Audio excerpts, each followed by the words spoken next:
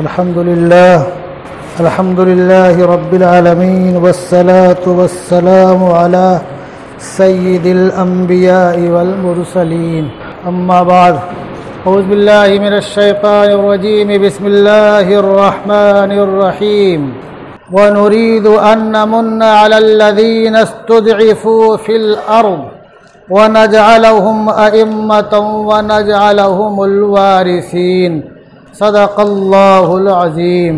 खारे वतन अद सुम्बुलो रैहा खुशतर, खारे वतन अद सुम्बुलो रैहा खुशतर, हुब्बे वतन अस मुल्के सुलेमा खुशतर। हज़रात मुहतरम, आज अगस्त 2023 की 11 तारीख़ है। 15 अगस्त योम आज़ादी है।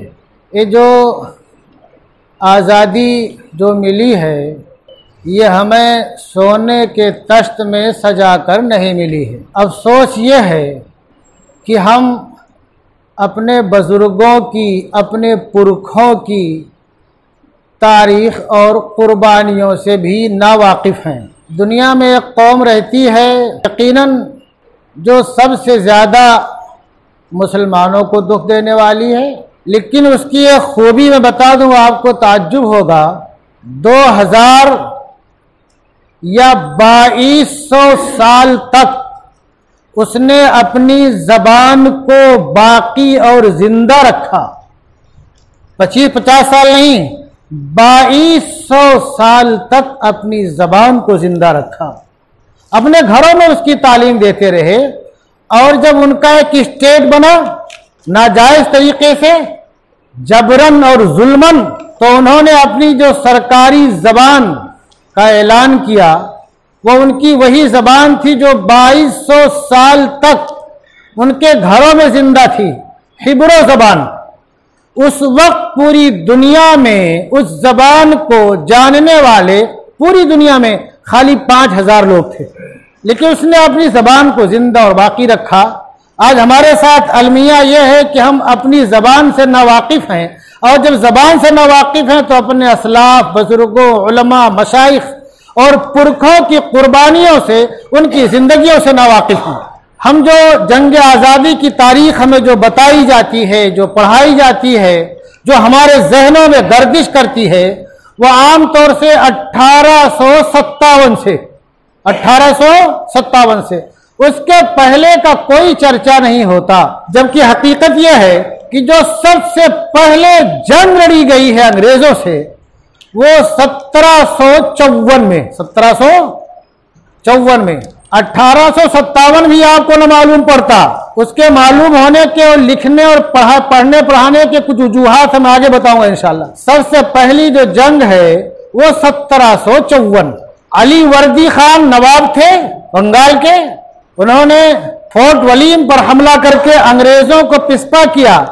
हजरत मौलाना सैयद वली रहमानी कुद्दसा सिर्रहू के ज़बान में अंग्रेजों से यह अव्वल और आखिरी जंग है जिसमें मुसलमानों को फतेह हुई, उनको मार भगाया। उसके बाद उनके नाती नवासे हैं सिराजुद्दौला। सिराजुद्दौला ने पलासी के मैदान में अंग्रेजों से मोर्चा लिया, लेकिन अपनों की गद्दारी की वजह से मीर जाफर, उनका रिश्ते में मामूल लगता था, उसकी अहम थी मुनाफिकत, जिसकी वजह से इतनी भारी फौज 1,75,000 सिराजुद्दौला के पास थी, अंग्रेजों के पास खाली 13,000 थी।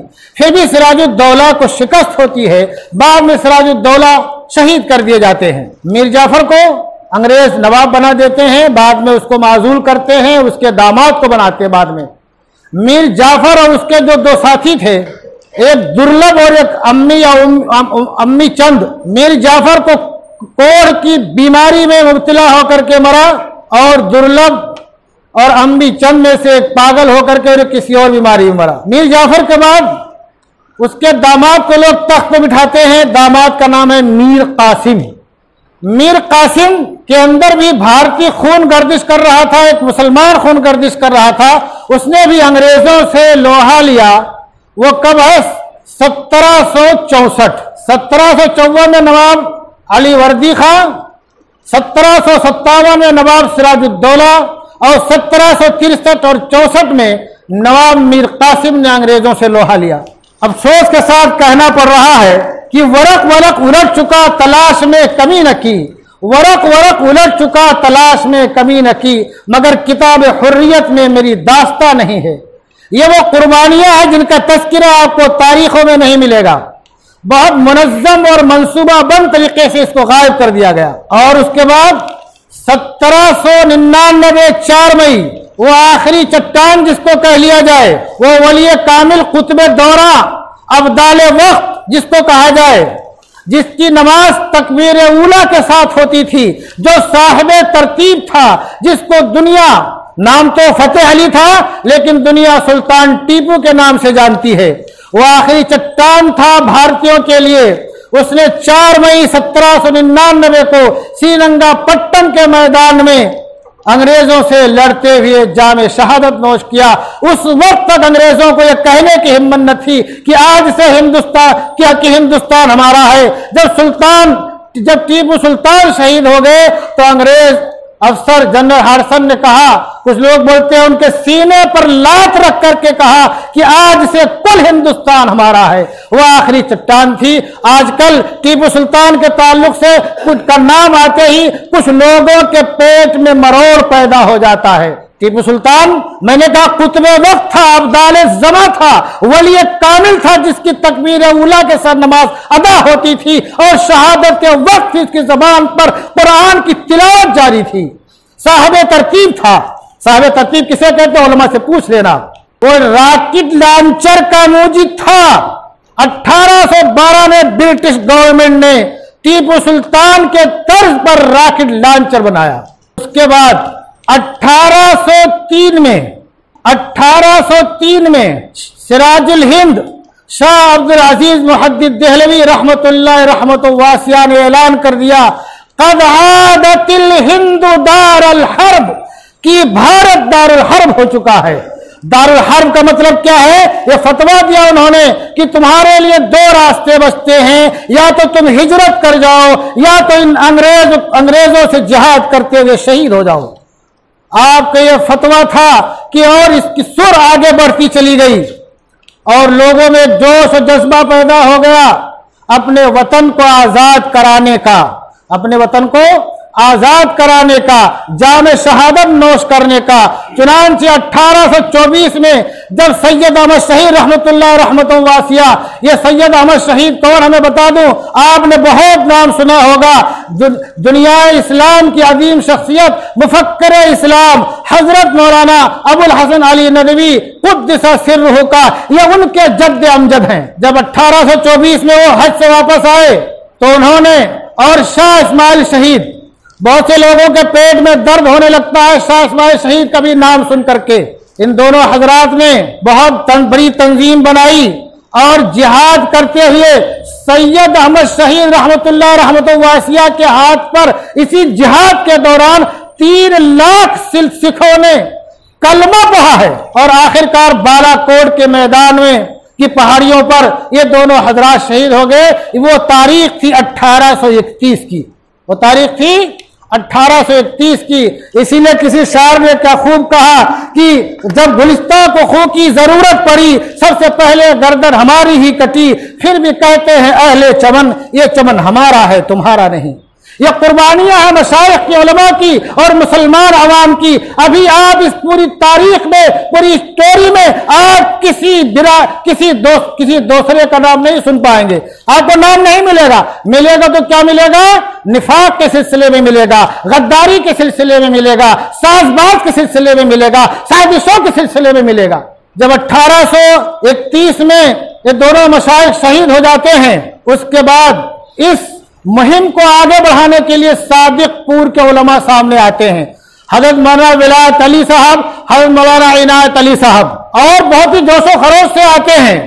अंग्रेजों को उलमाए सादिकपुर से इतनी दुश्मनी और नफरत थी, और उलमाए सादिकपुर को अंग्रेजों से भी बहुत दुश्मनी और नफरत थी कि उलमाए सादिकपुर के इन जिद्दोजहद आजादी की वजह से अंग्रेजों ने सादिकपुर को जमी बोस करा दिया। और खाली जमी बोस नहीं कराया, आपने तारीख में कभी नहीं सुना होगा कि गधों से हल चलाया गया हो।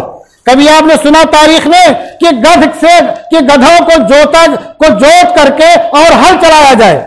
कभी तारीख में नहीं सुना होगा। बकौल हज़रत मौलाना सैयद अली रहमानी क़ुद्दस सिर्रहू के कि अंग्रेजों के उलमा सादिकपुर से इतनी नफरत थी कि सादिकपुर को जमी बोस करने के बाद गधों से उस पर हल चलवाया, महज नफरत के इजहार के लिए। फिर उसके बाद अब आता है 1857। 1857 से पहले की तारीख आपको नहीं मिलेगी। शाह वलीउल्लाह के पहुंचों को उतार दिया गया। उनके जिगर गोशा सिराजुल हिंद जिन्होंने कह दिया कि फतवा दे दिया कि हिंदुस्तान दारुल हर्ब है, उनको छिपकली का जहर दिया गया, उनको कोढ़ की बीमारी हो गई, उनकी आंख की रोशनी चली गई।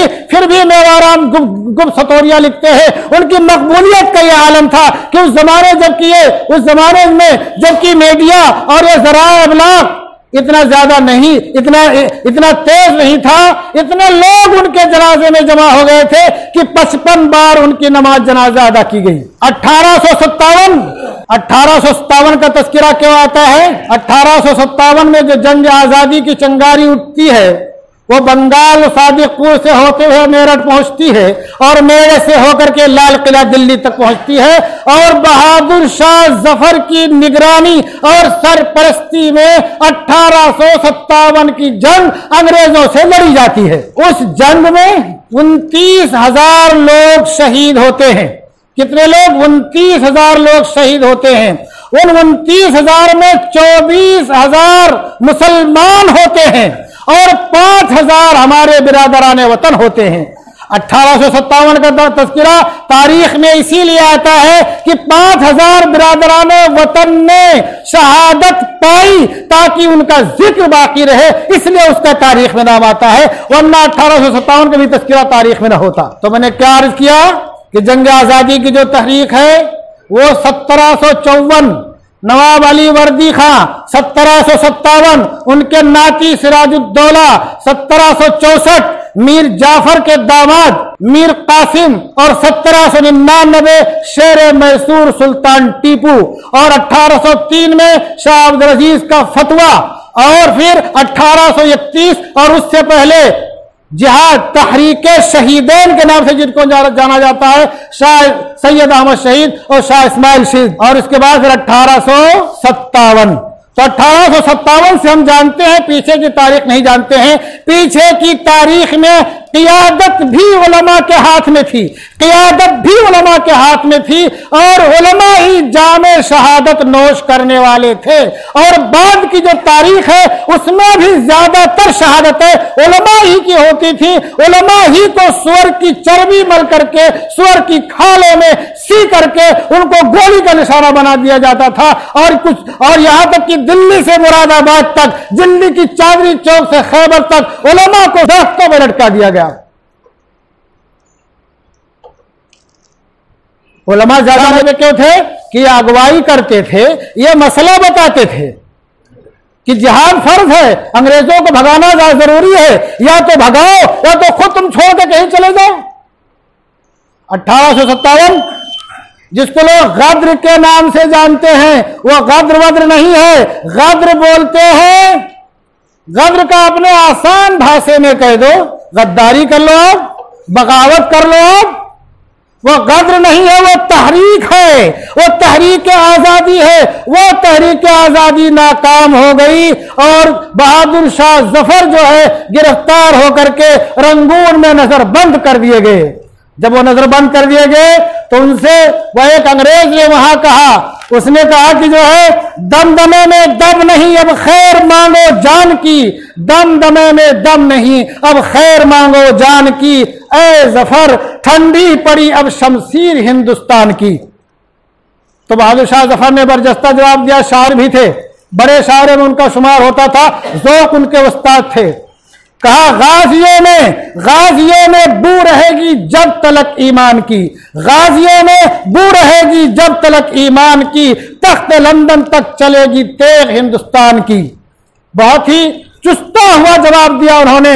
ये वही बहादुर शाह जफर हैं कि जिनके नाश्ते के मौके पर इनके बेटों का सर तख्त में सजा करके पेश किया गया तो बहादुर शाह जफर ने बरजस्ता एक जुमला कहा तैमूरी खानदान के जवानों की यह सिफत है कि हमेशा वो सुर्खरू होकर के अपने बाप के दरबार में पेश होते हैं। मतलब क्या है, मेरे बेटे शहादत का जाम नोश करके और उनका सर खून में लथपथ है, सुर्ख हो करके मेरे पास आए हैं। ये कोई रंज और गम की बात नहीं है। क्यों?